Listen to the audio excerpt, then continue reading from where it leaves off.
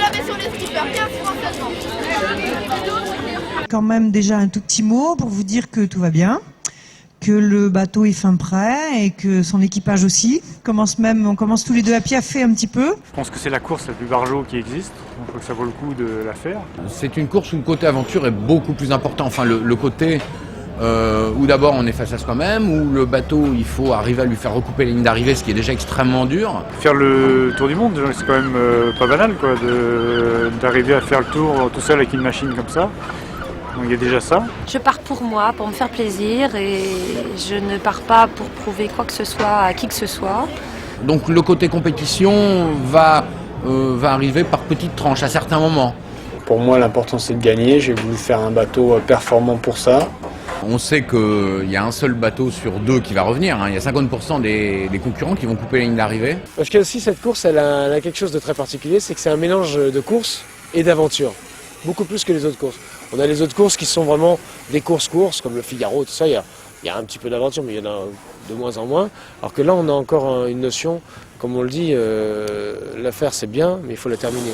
Dans la mesure où pour moi le Sud est une inconnue, pour moi les 4 mois de solitude sont une inconnue, je pars, je crois, autant pour l'aventure que pour la course. Même peut-être aujourd'hui, je pars dans ma tête un peu plus pour l'aventure que pour la course.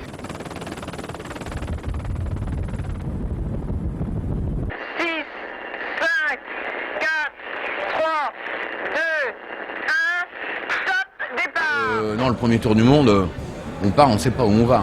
On ne sait pas où on va, on a entendu parler des mers du Sud, on a entendu parler de choses extraordinaires. Et en réalité, donc, on y va toujours avec un petit peu de pression, d'angoisse. Là, je sais ce que je vais rencontrer. L'expérience est vraiment intéressante d'être 4 mois tout seul et dans des conditions en plus extrêmes pour mieux se connaître et essayer de dépasser un peu ses limites. Je sais que le maximum que j'ai passé en solitaire, c'est 23 jours. Là, je sais pas, je pense que je suis capable de le faire, mais est-ce que je vais être vraiment capable de supporter ça? Je sais pas. Et la première semaine, pour moi, est toujours une semaine un petit peu de mise en route que j'ai du mal à vivre parce qu'on laisse quand même les gens qu'on aime. Je laisse mon fils, qui a à peine 1 an, donc pendant 3 mois et demi, je ne sais pas comment il va le vivre. Lorsqu'on a une vague de 14 mètres qui nous tombe dessus, on sait qu'elle est là, que le bateau il part au surf, qu'il se couche, qu'il se redresse, qu'il repart, et ça se passe bien. Alors que lorsque des gens qui sont à terre savent qu'il y a des vagues de 14 mètres qui nous tombent dessus, ils commencent à s'imaginer des choses atroces. Moi, en général, j'aime bien la solitude et c'est pas du tout quelque chose que je crains dans le Vendée Globe. Au contraire, je vais plutôt rechercher un certain isolement. Puis au bout d'une semaine, je sais que ça va beaucoup mieux et après je rentre dans la course et le reste du tour du monde après pour moi va être une chose qui va bien se dérouler. C'est pas de la solitude totale, hein. Soyons clairs. On est en communication radio pratiquement tous les jours, on est en communication par téléx tous les jours si on le souhaite. Je vais essayer de rester quand même très en contact avec ma famille, mais sinon je vais faire un petit peu un break par rapport aux nouvelles quotidiennes.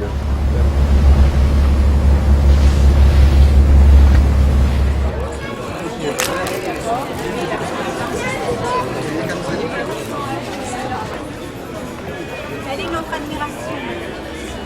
Vous avez raison. C'est une femme qui relève un peu.